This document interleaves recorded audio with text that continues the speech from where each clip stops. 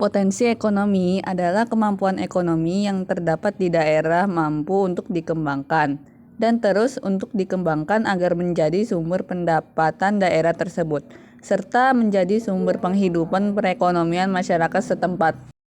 Terjadinya globalisasi mengharuskan daerah-daerah dalam wilayah nasional untuk bersaing dalam perdagangan bebas secara kompetitif dengan produk negara-negara dari seluruh dunia.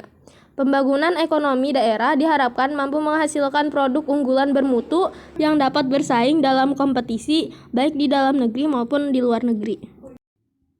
Setiap daerah memiliki potensi ekonomi yang berbeda-beda karena setiap daerah memiliki iklim, geografis, etnis, dan cuaca yang berbeda. Sebagai contoh, kita lihat di Kecamatan Ciomas, Kabupaten Bogor. Dilansir dari situs Detik Finance, di sana lebih dari 70% warga desa menjadi perajin alas kaki, baik itu sepatu ataupun sandal. Kecamatan Ciomas sendiri telah terkenal sejak lama sebagai kawasan industri rumahan alas kaki.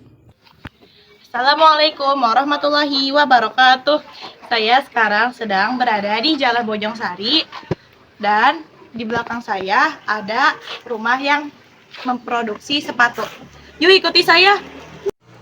Sekilas rumah ini terlihat seperti rumah warga pada umumnya, tetapi ternyata rumah itu dibuat sebagai home industri sepatu. Home industri ini telah didirikan sejak tahun 2016 atau sudah berdiri selama 7 tahun lamanya.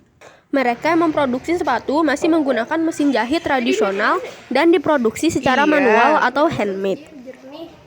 Lokasi home industri ini terletak di pemukiman warga, juga di pinggir gang kecil di daerah perbatasan Ciherang, Ciapus, Jalan Bojong Sari.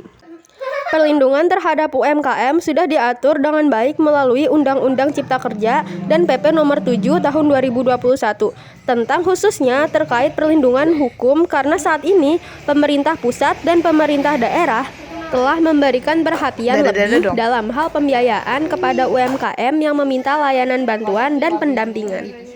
Selanjutnya saya akan mewawancara pemilik home industri sepatu ini. Ibu punten mau nanya, jadi pertanyaan pertama, sejak kapan pabrik sepatu ini didirikan? Sejak udah mau 7 tahun. 7 tahun? Iya. 2000 berapa tuh 7 tahun? 16. Oh. Terus pertanyaan kedua, permasalahan apa yang biasanya Ibu hadapi? Permasalahan apa ya?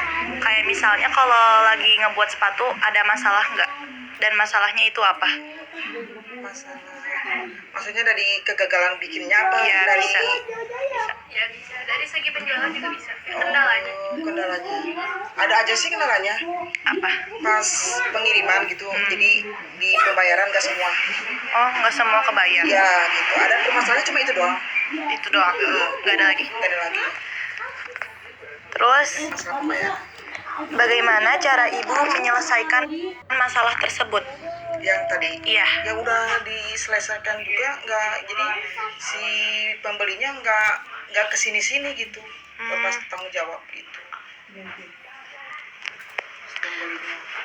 Terus, Udah nggak ada kabar, udah nggak kesini lagi. oh udah nggak kesini lagi.